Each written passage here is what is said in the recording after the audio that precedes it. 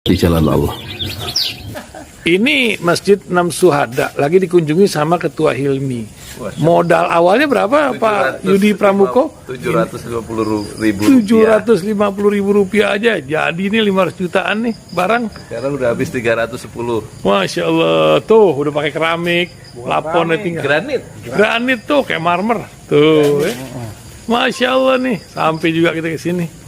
Masjid Enam Syuhada, ngapa namanya Masjid Enam Syuhada, Ya, Pak Yudi? kita mau mendokumentasikan perjuangan dakwah nama anak muda pengawal Habib Rizik Syihab itu. Masya Allah. Yang dibunuh sama orang jahat di kilometer 50. Kilometer 50 ya. Itu kan simbol memperjuangkan dakwah itu kita harus memberikan segalanya untuk Islam kan ya, untuk Masya dakwah Islam. Allah. Dan nama anak muda itulah yang sudah memberikan segalanya untuk Islam. Masya Allah. Apa nanti nama pemuda itu ada juga di sini mungkin diterapkan? Mungkin namanya Enam Syuhada. Enam Syuhada itu, Iya, Enam Syuhada dipasang di sini, Enam Syuhada. Bipali, apa yang dikomentarin dari ini semua, Bipali? Masya Allah, luar biasa. Dari uang 700.000, kalau pengen ternyata bisa. Bisa. Allah kirim. Tuh, bisa. Ya, dengan Masya. masuk satu gang kecil, tapi Bapak ini luar biasa. Kecil tuh. Oh, Masya Allah ya. Satu call aja. Masya Allah. Perjuangan Pak Yudi Pramuko, YouTuber sejagat paling tua. Tertua di semesta. Tertua di semesta. Masya Allah. Tukang donat. Tukang donat. Tukang donat dari Paru. Ini saya laporkan dari lapangan ini, langsung dari Masjid Enam Syuhada. Masya Allah. Dan ini dia. Dalam lihat ah. Tuh lihat tuh masjidnya, tuh imamnya di situ tuh. Malam-malam lagi kita. Masya Allah. Masih kurang nih. Atapnya katanya transfer aja dari rekeningnya di bawah terlihat. Assalamualaikum warahmatullahi wabarakatuh. Saya Yudi Pramuko, tukang donat dari Parong YouTuber tertua di semesta. Alhamdulillah wassalatu wassalamu ala rasulillah. Semoga semua tetap ya dalam lindungan Allah Subhanahu wa taala, khususnya penonton channel Pesantren Jolali.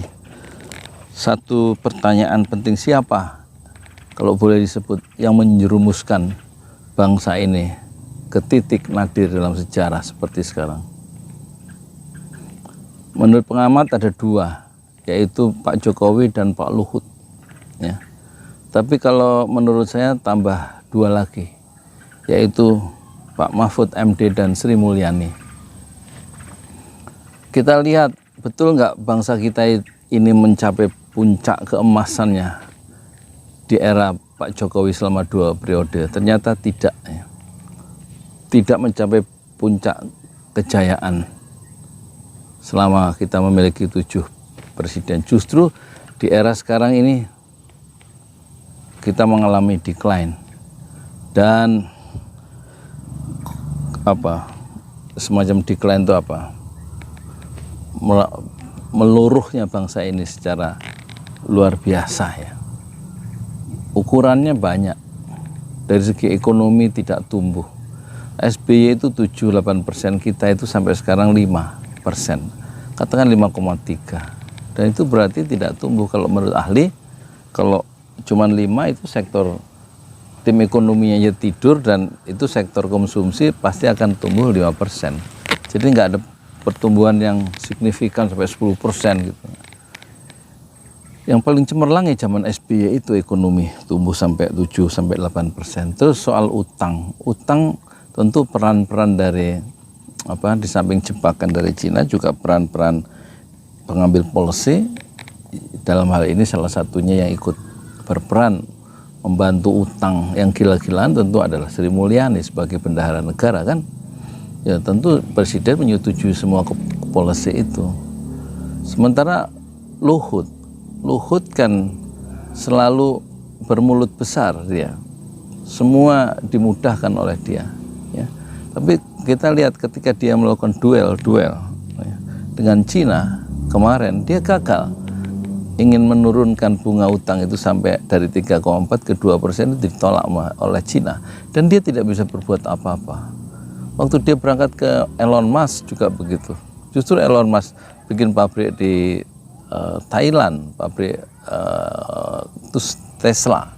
Dan justru juga di Malaysia. Sementara kita hanya membanggakan nikel-nikelnya dan paling cuma dikasih satu semacam hiburan oleh Elon Musk ya. Jadi lobi-lobi internasional Luhut itu cuman apa? Cuman enak diucapkan tapi hasilnya itu justru nol. Dan kemudian Cina katanya kemarin dalam perundingan 5 hari atau seminggu yang lalu ingin bahwa dijamin oleh APBN dan ditolak oleh Luhut katanya. Dan penolakan Luhut itu kemudian diapresiasi oleh Muhaimin Iskandar bahwa bagus dia mendukung penolakan Luhut ya. Penolakan terhadap keinginan Cina untuk menjadikan anggaran pendapatan belanja negara sebagai jaminan utang kereta api cepat Cina kan, untuk pembayaran hutang itu. Ditolak, dan justru ditolak penolakan Luhut itu menjadi bagus, dipuji, padahal dia gagal melakukan negosiasi menurunkan utang jadi 2%.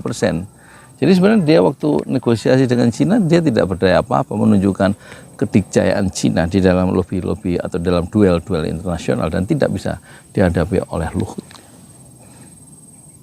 Apalagi soal korupsi, menurut indeks corruption perception index yang dikeluarkan oleh Transparency International ya, kita berada di urutan dari 180 negara, 160 negara, kita urutan 110 yang paling buruk ya. Jangan ini ya, ular ya, udah mau maghrib ya. Jadi kita skornya dari 38 turun menjadi 34, menunjukkan kita termasuk dari 50 negara yang paling korup di dunia. Yang paling korup tentu Somalia, skornya adalah 12 ya. Kemarin ada ditemukan di rumah penduduk ya, mungkin dari sini. Ular itu panjangnya 1 meter lebih dan 1 lengan. Setelah dia melakukan perubahan warna kulit ya. Di sini kelihatan warna kulitnya itu, dan ditangkap oleh penduduk ya. 1 meter lebih dan 1 lengan. Jadi saya khawatir di sini ada anak-anaknya yang masih berkeliaran. Lubangnya di mana? Nah sekarang jadi dari segi demokrasi juga begitu, tidak banyak seperti di zaman Soekarno, orang-orang yang mengkritik pemerintah itu dimasukkan penjara, termasuk Muchtar Lubis sampai penjara 10 tahun, Natsir, Hamka, ya, Ida Gede Agung, Muhammad Rum, Stan Syahrir, ya, orang-orang dekat dari Soekarno, kawan seperjuangan dimasukkan penjara karena mengkritik kebijakan Nasakom yang membangun Jakarta, poros Jakarta Beijing. Sama sekarang kita poros Jakarta Beijing juga dengan utang-utang. Kita masuk dalam jebakan Belt Road Initiative atau One Belt One Road itu ya. Dan tampak kita akan mengalami kesulitan membayar utang-utang itu dengan kereta cepat Cina, yang tampaknya kereta cepat Jakarta-Bandung itu juga akan gagal sebagai mangkraknya Bandar Udara Internasional Kertajati itu. Ya kan? Ini contoh bagaimana mungkin kita bisa membangun IKN, bangun kereta cepat aja molor berkali-kali molor dan membengkak anggarannya, dan sekarang melakukan negosiasi ulang dan ditolak oleh Cina. Ya, menunjukkan posisi tawar dari Luhut itu sangat rendah yang mewakili pemerintah, dan tampaknya generasi berikutnya, pemerintah yang berikutnya setelah pemerintah ini berakhir itu akan mengalami kesulitan keuangan atau menanggung beban yang besar dari kebijakan-kebijakan ugal-ugalan yang dilakukan oleh pemerintah yang sekarang ini.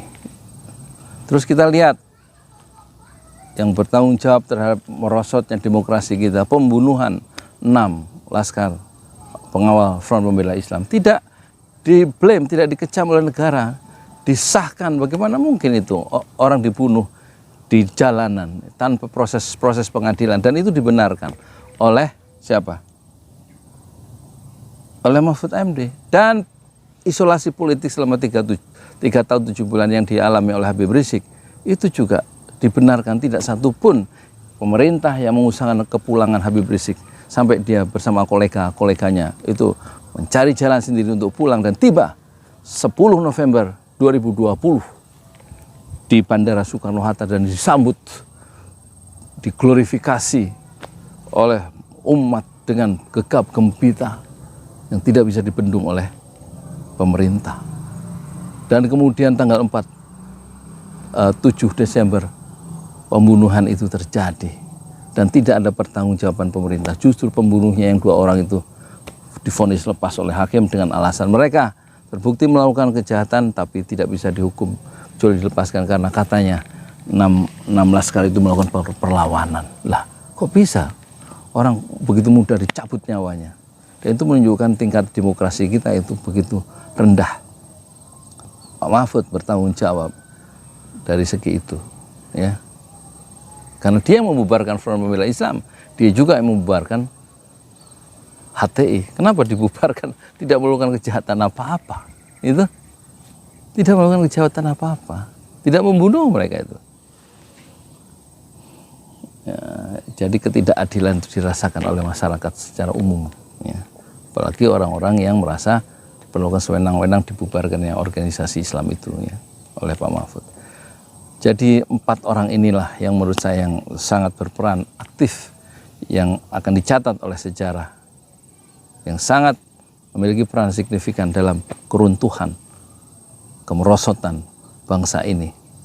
Dan karena pemerintah juga memenjarakan seperti Soekarno, tokoh-tokoh oposisi dimasukkan, dijebloskan penjara, pengkritik pemerintah itu dengan segala cara dijebloskan penjara, termasuk Habib Rizik Syihab.